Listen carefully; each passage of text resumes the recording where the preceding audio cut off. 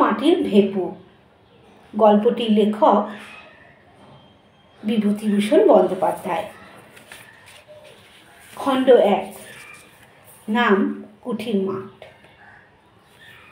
মাঘ মাসের শেষ। শীত বেশ আছে। দুই পাশে ঝোপে ঝাপে ঘেরা সরু মাটির পথ বাহিয়া নিশ্চিন্দিপুরের কয়েকজন লোক সরস্বতীর পূজার বৈকালে গ্রামের বাহিরের মাঠে নীলকণ্ঠ পাখি দেখিতে যাইতেছিল। দলের একজন বলিল, ওহে হরি, ভূষণ গোয়ালার দরুন কলা বাগানটা তোমরা কি ফের জমা দিয়েছ নাকি?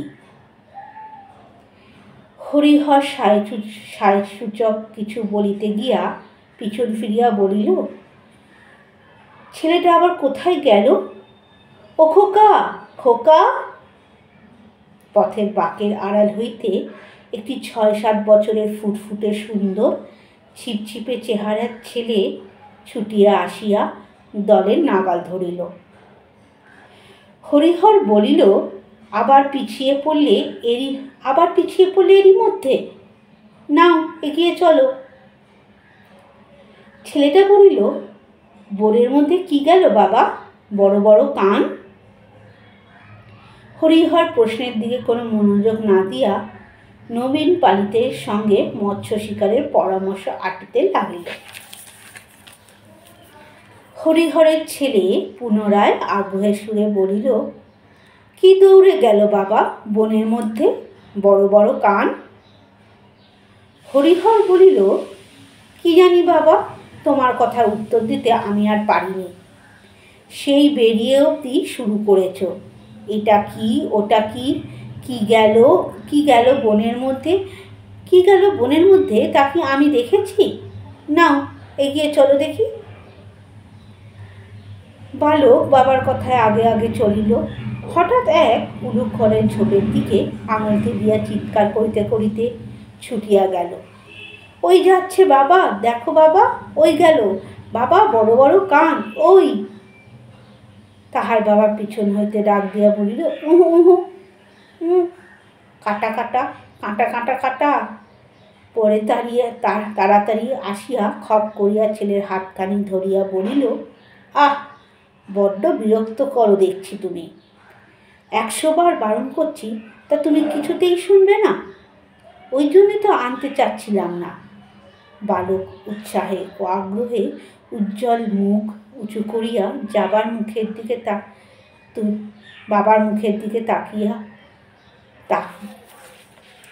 মুখের দিকে তুলিয়া জিজ্ঞাসা করিল, কি বাবা? হরিহর বলিল, কি তা আমি দেখেছি? শুয়োর টুয়োর হবে। নাও চলো, ঠিক রাস্তার মাঝখান দিয়ে হাঁটো। শুয়োর না বাবা, ছোট্ট যে। পরে সে নিচু হইয়া দৃষ্ট বস্তুর মাটি হইতে উচ্চতা দেখাইতে গেল। চল চল, হ্যাঁ আমি বুঝতে পেরেছি, আর দেখাতে হবে না, চল দেখি। নবীন পালিত বলিল, ও হলো খরগোশ, খোকা, খরগোশ। এখানে খড়ের ঝোপে খরগোশ থাকে, তাই? বালক বর্ণপরিচয় ক্ষয়ে খরগোশের ছবি দেখিয়াছে, কিন্তু তাহা যে জীবন্ত অবস্থায় এরকম লাফিয়া পালায় তাহা আবার সাধারণ চক্ষুতে দেখিতে পাওয়া যায়। একথা সে কখনো ভাবে নাই। খরগোশ জীবন্ত একেবারে তোমার সামনে লাফিয়া পালায়? ছবি না, কাছের পুতুল না, একেবারে কান খাড়া সত্যিকারের খরগোশ। এইরকমই ভাট গাছ, বৈচি গাছের ঝোপে জল মাটির তৈরি নশ্বর পৃথিবীতে এই ঘটনা কি করিয়া সম্ভব হইল? বালক তাহা কোনো মতেই ভাবিয়া ঠাহর করিতে পারিতেছিল না। সকলে বনে ঘেরা সরু পথ ছাড়াইয়া মাঠে পড়িল। মাঠের মধ্যে বেড়াইতে বেড়াইতে নবীন পালিত মহাশয় একবার এই মাঠের উত্তর অংশের জমিতে শাক আলুর চাষ করিয়া কিরূপ লাভবান হইয়াছিলেন সে গল্প করিতে লাগিলেন। ক্রমে তাহা হইতে বর্তমানকালের দুর্মূল্যতা আশারু বাজারে কুণ্ডদের গোলদারি দোকান পুড়িয়া যাইবার কথা গ্রামের দিনও গাঙ্গুলির মেয়ের বিবাহের তারিখ কবে পুড়িয়াছে প্রভৃতি বিবিধ আবশ্যকীয় সংবাদের আদান প্রদান হইতে লাগিল। হরিহরের ছেলে বলিল, নীলকণ্ঠ পাখি কই বাবা? ওই দেখো এখন বাবলা গাছে এখনই এসে বসবে। বালক মুখ উঁচু করিয়া নিকটবর্তী সমুদয় বাবলা গাছের মাথার দিকে চাহিয়া দেখিতে লাগিল। মাঠের ইতস্তত নিচু নিচু কুল গাছে অনেক কুল পাকিয়া আছে। বালক অবাক হইয়া লুব্ধ দৃষ্টিতে সেদিকে চাহিয়া চাহিয়া দেখিল। কয়েকবার কুল পাড়িতে গিয়া বাবার বকুনিতে তাহাকে নিবৃত্ত হইতে হইল। হরিহর বলিল, কুঠি কুঠি বলছিলে? ওই দেখো খোকা সাহেবদের কুঠি, দেখছ? নদীর ধারের অনেকটা জায়গা জুড়িয়া সেকালের কুঠিটা প্রাগৈতিহাসিক যুগে অতিকায় হিংস্র জন্তুর কঙ্কালের মতো পড়িয়াছিল। বালক অবাক হইয়া চারিদিকে চাহিয়া চাহিয়া দেখিতেছিল। তাহার 6 বৎসরের জীবনে এই প্রথম সে বাড়ি হইতে এতদূর আসিয়াছে। এতদিন ন্যাড়াদের বাড়ি, নিচেদের বাড়ির সামনেটা বড়জোর রানু দিদিদের বাড়ি, ইহাই ছিল তাহার জগতের সীমা।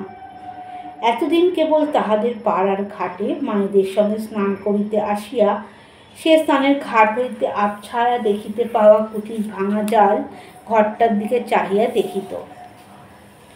আঙুল দিয়ে দেখিয়া বলিত, মা ওদিকে কি সেই কুঠি? সে তাহার বাবার মুখে, দিদির মুখে, আরও পাড়ার কত লোকের মুখে কুঠির মাঠের কথা শুনিয়াছে, কিন্তু আজ তাহার প্রথম সেখানে আসা। ওই মাঠের পরে ওদিকে বুঝি মায়ের মুখের সেই রূপকথার রাজ্য। শ্যামলঙ্কার দেশে ব্যঙ্গমা ব্যঙ্গমীর গাছের নিচে নির্বাসিত রাজপুত্র যেখানে তলোয়ার পাশে রাখিয়া একা শুইয়া রাত কাটায়, ওধারে আর মানুষের বাস নাই। জগতের শেষ সীমাটাই এই। ইহার পর হইতে অসম্ভবের দেশ, অজানা দেশ শুরু হইয়াছে। বাড়ি ফিরিবার পথে সে পথের ধারের একটা নিচু ঝোপ হইতে একটা উজ্জ্বল রঙের ফলের থলো ছিঁড়িতে হাত বাড়াইল।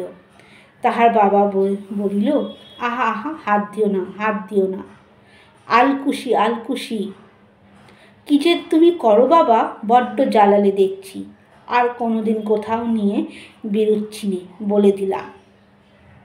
এক্ষুনি হাত চুলকে হাতে ফোসকা হবে। পথের মাঝখান দিয়ে এত করে বলছি হাঁটতে, তা তুমি কিছুতেই শুনবে না। হাত চুলকোবে কেন বাবা? হাত চুলকোবে? বিষ। আলকুশিতে কি হাত দেয় বাবা? শুয়ো ফুটে রিরি করে জ্বলে উঠবে এক্ষুনি। এখন তুমি চিৎকার শুরু করবে। গ্রামের মধ্যে গিয়া হরিহর ছেলেকে সঙ্গে করিয়া খিড়কি দৌড় দিয়া বাড়ি ঢুকিল। সর্বজয়া খিড়কির দৌড় খোলার শব্দে বাহিরে আসিয়া বলিল, এই এত রাত হলো, তা ওকে নিয়ে গিয়েছ না? একটা দোলাই গায়ে না কিছু? হরিহর বলল, নিয়ে গিয়ে যা বিরক্ত, এদিকে যায় ওদিকে যায়, সামলে রাখতে পারিনি। আলকুশির ফল ধরে টানতে যায়। পরে ছেলের দিকে চাহিয়া বলিল, কুঠির মাঠ দেখব। কেমন হলো তো কুঠির মাঠ দেখা?